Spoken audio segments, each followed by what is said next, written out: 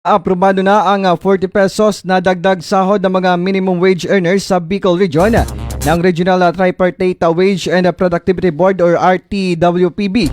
Tinatayang nasa 100,440 na mga manggagawa sa reyon ang manginginabang sa dagdag na pasahod na mula sa 395 pesos na kita ay madadagdagan ito ng 40 pesos at magiging 435 pesos.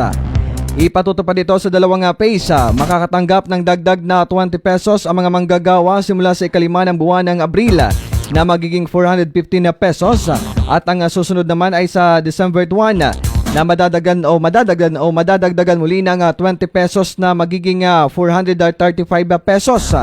Ang mga manggagawang full-time na above minimum ay magkakaroon din ng salary increase o adjustment. Samantala, ang mga establishmento na mayroong higit sa 10 empleyado, pati na rin ang mga negosyanteng apektado ng mga kalamidad ay maaaring mag-request ng exemption mula sa dagdag sahod.